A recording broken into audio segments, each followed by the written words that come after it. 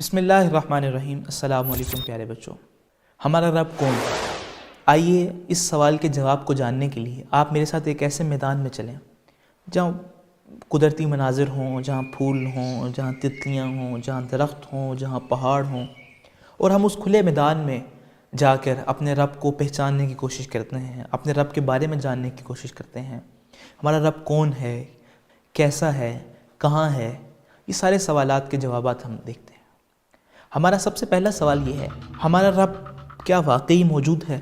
تو اس کا جواب میں آپ کو ایک ایگزامپل کے ذریعے دوں گا۔ ہم اکثر بچپن میں کھیلا کرتے تھے بلاکس کے ساتھ، تو بلاکس کے ساتھ ہم بلڈنگ بنایا کرتے تھے۔ اگر میں موجود ہی نہ ہوں، اگر میں یہاں ہوں ہی نہ، تو کیا بلڈنگ خود بخود بن جائے گی؟ بلاکس کے ساتھ نہیں بنے گی۔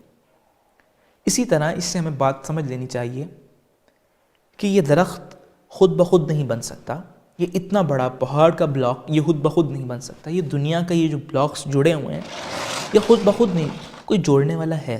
پھر دوسرا سوال یہ پیدا ہوتا ہے کہ اگر ان بلاکس کو، اس دنیا کو بنانے والا کوئی ہے، کوئی جوڑنے والا ہے، تو کیا وہ ایک ہے کہ یا وہ بہت زیادہ ہے؟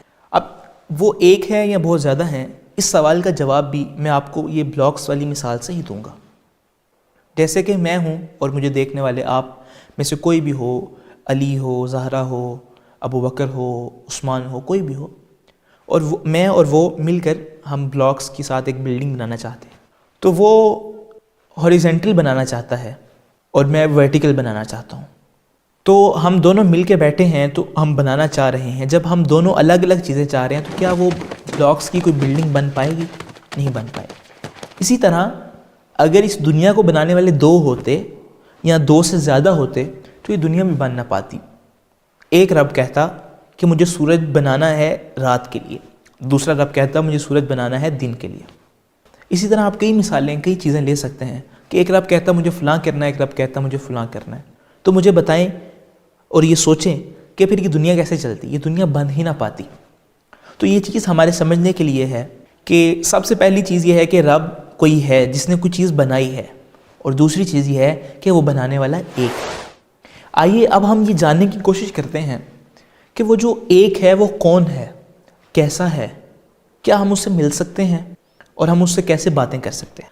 اب ہم اس کی تلاش کے اندر آسمان کی طرف، زمین کی طرف ارد گرد منہ کر کے آوازیں دے رہے ہیں کہ اے اکیلے رب، تو ہمیں اپنا آپ بتا، تو کون ہے، کیسا ہے، کیا ہے۔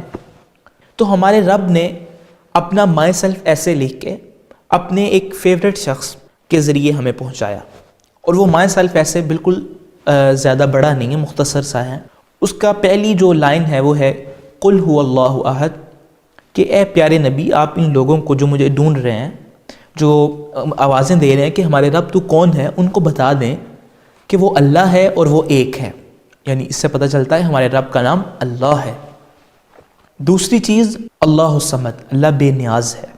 بے نیاز کا کیا مطلب ہوتا ہے؟ مجھے دیکھنے والے علی، عمر، زہرا، قاسم، جب آپ اپنے والدین سے، اپنے امی بابا سے پیسے مانگتے ہیں کسی مارٹ میں چیز لینے کے لیے، تو آپ کو ان کی اس ٹائم ضرورت ہوتی ہے۔ مگر ذرا سوچیں، جب آپ کے امی بابا کوئی چیز لینے جاتے ہیں تو کیا آپ سے پیسے مانگتے ہیں؟ ایسا نہیں، کیونکہ ان کو آپ کی ضرورت نہیں، یعنی کہ وہ آپ کے پیسوں کی ان کو ضرورت نہیں ہے۔ اسی طرح اس پوری دنیا کو، جتنے انسان ہیں، جو بھی اس دنیا میں پایا جاتا ہے، سب کو اللہ تعالیٰ کی ضرورت ہے، اللہ تعالیٰ کو کسی کی ضرورت نہیں ہے، اور اللہ تعالیٰ بے نیاز ہے۔ یعنی بے نیاز کا یہ مطلب ہے۔ اور اگلی چیز جو ہے لم یلد ولم یولد، نہ تو اللہ تعالیٰ کا کوئی بیٹا ہے اور نہ اللہ تعالیٰ کسی کا بیٹا ہے۔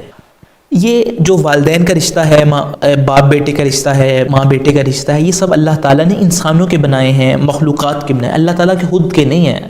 اللہ تعالیٰ نے سب کو بنایا ہے، اور اللہ تعالیٰ ان رشتوں سے پاک ہے۔ اللہ تعالیٰ کا کوئی بیٹا نہیں، اللہ تعالیٰ کا کوئی باپ نہیں، اللہ تعالیٰ اکیلا ہے، واحد ہے، واحد ہے، واحد ہے۔ اور آخری جو بات اللہ تعالیٰ نے اپنے مائی سیلف ایسے میں لکھی وہ ہے وَلَمْ يَكُنْ لَهُ كُفُوًا أَحَدٌ، اور اللہ تعالیٰ جیسا کوئی بھی نہیں ہے۔ اللہ تعالیٰ جیسا کوئی دکھتا بھی نہیں ہے، یعنی ہم انسان ہیں تو اللہ تعالیٰ کوئی ہم انسانوں جیسا تو نہیں ہے۔ اللہ تعالیٰ نے یہ مخلوقیں بنائی ہیں، سب اللہ تعالیٰ نے بنائی ہیں، جن بنائے ہیں، انسان بنائے ہیں، جانور بنائے ہیں، فرشتے بنائے ہیں، سب اللہ تعالیٰ نے بنائے ہیں۔ مگر اللہ تعالیٰ ان جیسا نہیں ہے، کیونکہ اللہ تعالیٰ نے تو یہ چیزیں بنائی ہیں۔ اللہ تعالیٰ کیسا ہے؟ ایک شخصیت ہے یہ جو جانتی ہیں، انہوں نے ہمیں صرف اتنا بتایا ہے کہ اللہ تعالیٰ بہت زیادہ خوبصورت ہے، ہم بس اتنا جانتے ہیں، اور ہمیں اس سے زیادہ جاننے کی کوشش بھی نہیں کرنی کہ اللہ تعالیٰ کیسا دکھتا ہے، ہمیں بس اتنا جاننا ہے کہ اللہ تعالیٰ بہت زیادہ خوبصورت ہے۔ اللہ تعالیٰ جیسا کوئی بھی نہیں، یعنی اللہ تعالیٰ جیسا کوئی پاورفل نہیں، کوئی طاقتور نہیں، اللہ تعالیٰ سب سے زیادہ طاقتور، سب سے زیادہ پاورفل ہے۔ اگر اللہ تعالیٰ کسی ایک شخص کو نقصان پہنچانا چاہے تو پوری دنیا کھڑی ہو جائے کہ اس شخص کو نقصان نہیں پہنچنے دیں گے، تو وہ اس نقصان سے اس کو روک نہیں سکتی۔ اور اگر اللہ تعالیٰ چاہیں کہ ایک شخص کو فائدہ پہنچے تو پوری دنیا اس کو نقصان پہنچانا چاہے تو اس کو نہیں پہنچا سکتی، کیونکہ اللہ تعالیٰ سب سے زیادہ پاورفل ہے اور اس نے چاہا ہے کہ اس کو فائدہ ہو۔ اور ہمارا رب، ہمارا اللہ تعالیٰ ہمیں ہر جگہ ہمیں دیکھ رہا ہے۔ آپ کوئی بھی جگہ سوچ لیں جہاں آپ کو لگتا ہے کہ آپ چھپ سکتے ہیں، تو میں آپ کو وہ بتاؤں کہ اللہ تعالیٰ ہمیں وہاں بھی دیکھ رہا ہے۔ کلاس میں ٹیچر ہو یا نہ ہو، اللہ تعالیٰ ہمیں دیکھ رہا ہے۔ گھر میں والدین ہوں یا نہ ہوں، اللہ تعالیٰ ہمیں دیکھ رہا ہے۔ ہر جگہ اللہ تعالیٰ ہمیں دیکھ رہا ہے، اور اللہ تعالیٰ ہم سے بہت زیادہ پیار کرتا ہے۔ ہمیں اللہ تعالیٰ کے ساتھ ایک کنیکشن بنانا چاہیے، اللہ تعالیٰ کے ساتھ ایک تعلق بنانا چاہیے۔ اللہ تعالیٰ نے ہمیں بنایا ہے، وہ ہم سے بہت زیادہ پیار کرتا ہے، ہمیں اس سے باتیں کرنی چاہیے، ہمیں اسے کہنا چاہیے کہ اللہ تعالیٰ آپ نے اتنی بڑی دنیا بنائی، آپ کتنے بڑے ہیں۔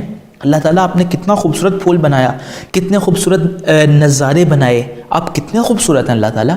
اللہ تعالیٰ کی تعریف کریں، اللہ تعالیٰ سے باتیں کریں، اللہ تعالیٰ سے دعائیں مانگیں، جو چاہیے اللہ تعالیٰ سے مانگیں۔ آنکھیں بند کر کے اللہ تعالیٰ سے فوراً کنیکشن اپنا بلڈ کر لیں اور بنا لیں، اور اللہ تعالیٰ سے مانگیں۔ اللہ تعالیٰ مجھ سے اور آپ سے بہت زیادہ پیار کرتا ہے۔ اللہ تعالیٰ ہمیں یوں ہی اپنا پیار نصیب فرمائے۔ جزاک اللہ۔ والسلام علیکم ورحمۃ اللہ۔